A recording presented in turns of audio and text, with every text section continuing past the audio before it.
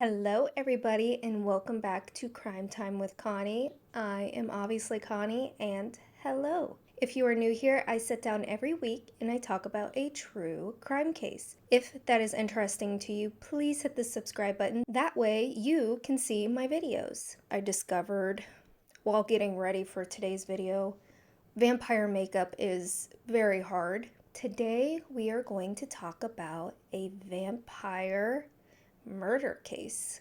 I have never heard of this case before, and boy, it's a doozy, let me tell you.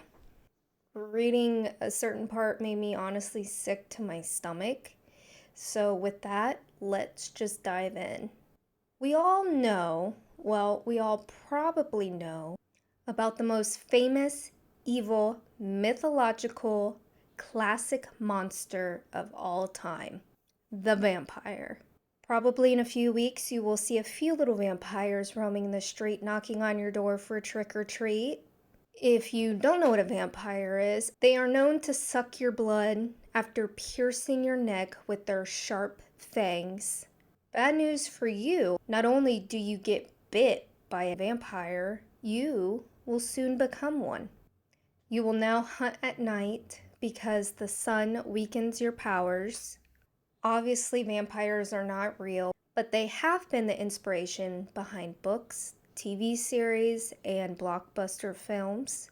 Some examples are Twilight, Buffy the Vampire Slayer, True Blood, The Vampire Diaries, and you can't forget the most important inspiration of all, my favorite inspiration, Count Chocula cereal. That was a banger back in the day. Anyways, have you heard of the movie The Lost Boys? It was released on July 31st, 1987. It's pretty much a supernatural comedy horror film that tells the tale of two brothers along with their mother moving to California, and the brothers get kind of in a riffraff with a teenage vampire cult. However, someone or a few people might have liked this movie a little bit too much. Unfortunately, a man named Donald was a victim of a teenage vampire cult slaying in 1988. Donald Wayne Gall was born on May 25th, 1957 in St. Cloud, Minnesota. His parents were Dolores and Norbert, and he was one of 9 children. He would be married to a woman named Cindy in 1983, and they would have a daughter together. At the time of his passing, I'm assuming he was not together with his wife anymore, simply because he was known as a drifter, and he was just released from jail after assaulting his girlfriend, not wife. It was reported that Donald had an issue with alcohol and he did have a learning disability. Before his demise, he was staying with his 2 friends that were brothers. They were teenagers, 18 and 19 years old, and Donald at the time was 30. The 2 brothers he was staying with in St. Cloud, Timothy was 18 and Mark was 19 years old at the time. The 2 brothers' home was known as a flop house, not a trap house, a flop house. Apparently there is a difference. This means that their apartment was a place for individuals like runaways or homeless people to stay in for a short amount of time. A lot of their friends would go there to just crash for the night if needed. This means that obviously there's a lot of different characters that come in. Over the course of 2 years, the police were called to their flop house approximately 22 times for assaults and loud disturbances. So this leaves to our imagination what went on. In March of 1988, 4 other teenagers were staying at this residence, along with 2 other females. During this time, it was alleged that Tim was talking to the other residents, his friends, that he had some interest in forming a cult. Not just a regular cult, a vampire cult. His plan was to first find his victim, kill them, and drink their blood. Obviously, Donald was not present during this conversation. What was the inspiration behind this idea? It was alleged that Timmy Boy's favorite movie was The Lost Boys. Obviously, some thought this was a joke, some form of a dark fantasy. But soon, this fiction vampire idea would soon become a reality.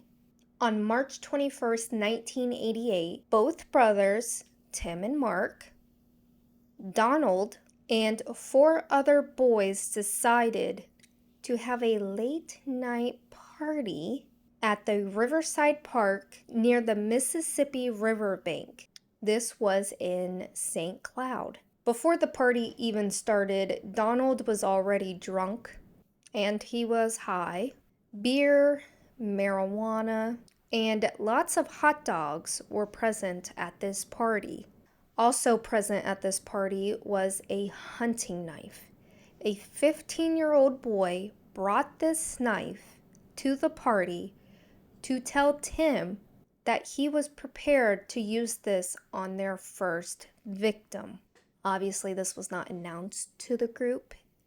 It was just the 15-year-old boy talking to his friend Timmy about the cult plan. Later, the group sat around the campfire. They talked about cars, women, drugs, jail, motorcycles, and even hunting. Few people left this party. They were just not feeling it anymore. Donald had passed out by the fire.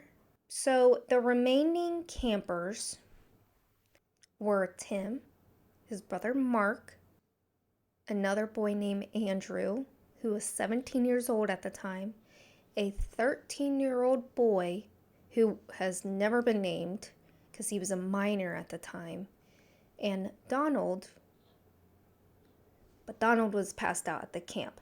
So the 4 remaining boys, they went into the woods, the nearby woods, to plot their first kill.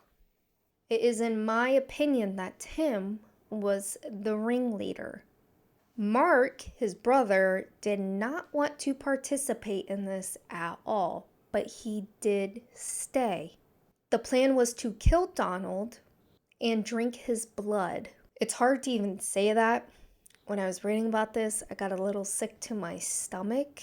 Now that they had their plan in place, the group walked back to the fire, but Donald had woken up. And this kind of startled the boys. They weren't expecting him to wake up. They just simply wanted to kill him in his sleep. So they told Donald to go back to bed, which he did. But the boys went back into the woods and decided that they were going to use a tree branch to knock him unconscious and then stab him. So with this plan in place, they went back to the campfire where Donald was asleep. They took the tree branch. They beat his head.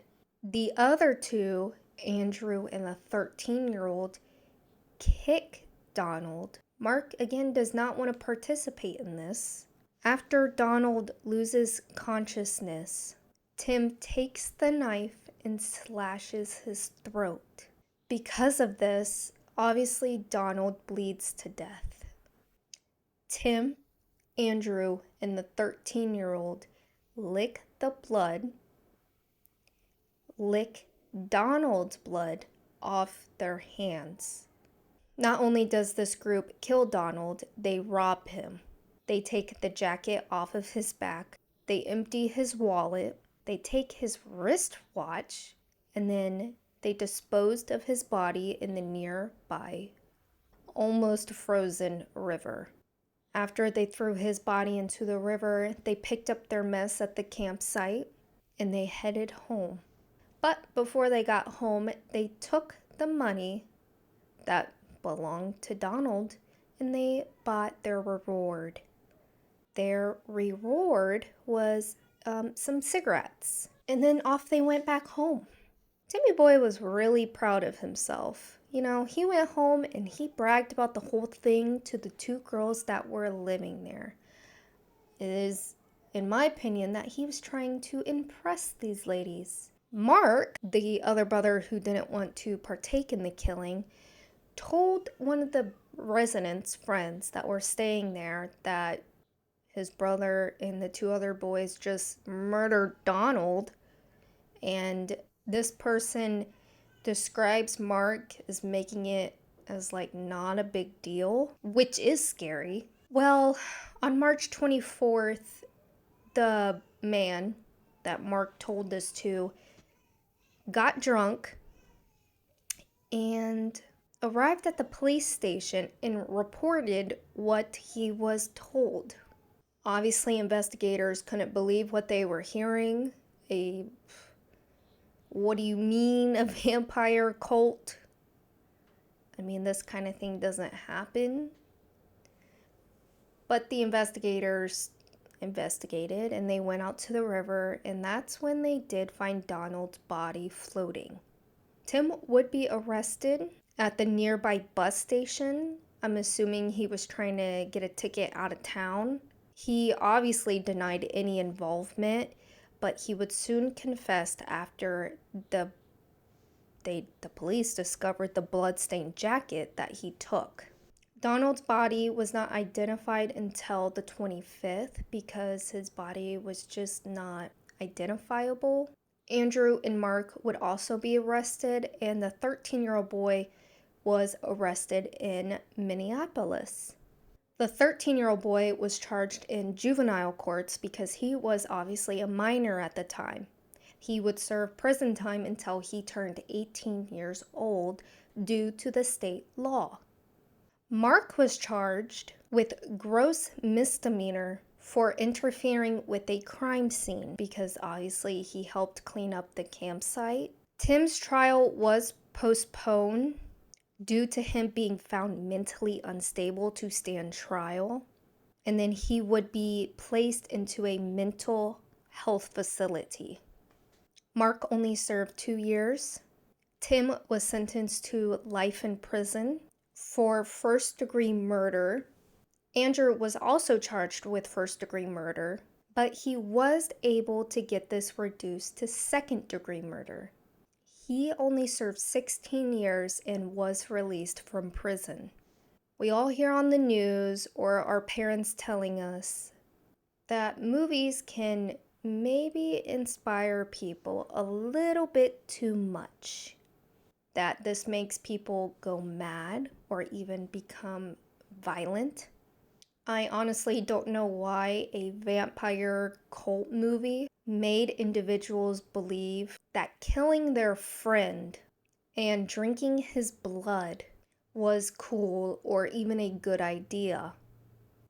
Truthfully, did they even think they would become a vampire and hide into the shadows?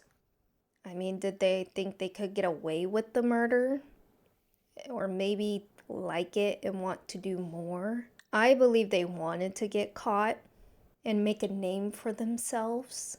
I think they thought that their headlines would read, "Vampire Cult, so cool." But no, their newspaper debut would show them with their heads down and trying to hide their face. Hopefully, they realized that what they did was really dumb and that there are consequences to their unrealistic vampire desires. And that is the case of the vampire cult in St. Cloud. Truly sad. Donald was just hanging out with friends. He probably trusted them. It seemed like he was going through a really hard time and found friends in the wrong places. But that is it for today. I hope to see you guys soon. Hopefully, real soon. There might be another video this week. But I hope you guys stay safe and stay golden.